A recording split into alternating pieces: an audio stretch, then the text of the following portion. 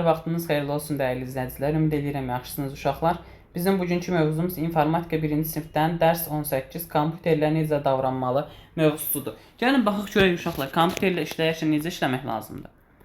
Yaxşı əllərlə kompüterdə işləməyin, bəli, klaviaturanın və yaxud digər qurğuların, elektrik qurğularının burada elektrik keçirməsinə səbəb ola bilər ki, bu da bizim sağlamlığımız üçün ziyanlıdır.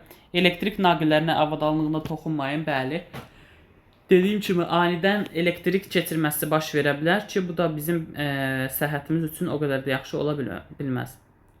O qədər də yaxşı ola bilməz də, yəni bizim üçün təhlükə yaradır. Müəllimlərin icazəsi olmadan kompüteri qoşmayın, bəli, çünki ola bilər ki, kompüteri məsələn keçirib söndürüb yandırmaq söhbəti var da uşaqlar.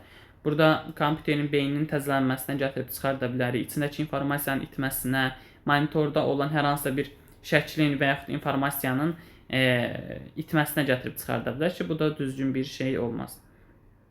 Sinifə artıq əşya gətirməyin, bəli, yəni kompüter otağında sadəcə boş vəziyyətdə gəlib, ən yaxşı halda yəni qələm və dəftərlə gəlib hər hansı bir məlumatı köçürmək ola bilər ki, bu da çox normaldır. Kompüterin üstünə heç bir əşya qoymayın. Bəli, ümumiyyətlə kompüter masasında heç nə olmamalıdır. Yalnız və yalnız qələm və dəftəri uyğun bir yerə qoya bilərsiniz. Yəni o da dediyim kimi kompüterin yanında bir masa olmalıdır. Yəni kompüter masasının üzərinə yanına qoymaq olmaz. Monitorun ekranına barmaqlarınızla toxunmayın. Bəli, bu monitorun ekranının ləkələnməsinə və yaxud hətta əgər monitorun ekranı belə deyək ki, qalınlığı zəifdirsə, yəni incədirsə, o onun yaxşı işləməməsinə, hətta belə deyim, zədələnməsinə gətirib çıxara bilər. Kompüterin qarşısında oturmaq qaydaları ilə tanışılıq. Düzgün oturuş, dimdik oturuş və çiyinlər dümdüz vəziyyətdə olmalıdır. Düzgün oturuş qaydasına əməl etməmək sağlamlığımıza ziyandır. Bəli, çünki o zaman onurğa sütunumuz və yaxud çiynimizin düz olmaması, əyri hərəkətlərin edilməsi və s. bizə problem ola bilər. Eyni zamanda bacardıqca kompüterdən 1 metr məsafəsinə qədər uzaq oturmaq məsləhət görülür. Eynəklərimizi də taxaq ki, gözlərimiz çox şüa görməsin. Belə, davranış qaydaları necə pozulub, onları söyləyin.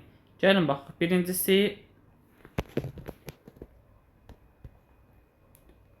uşaq burada nəsə yeyir.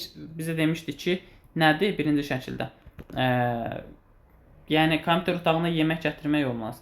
İkincidə çayı qoyub şeyin üzərinə, sistem blokun üzərinə qoyub. Bu da təbii ki, düzgün bir şey deyil.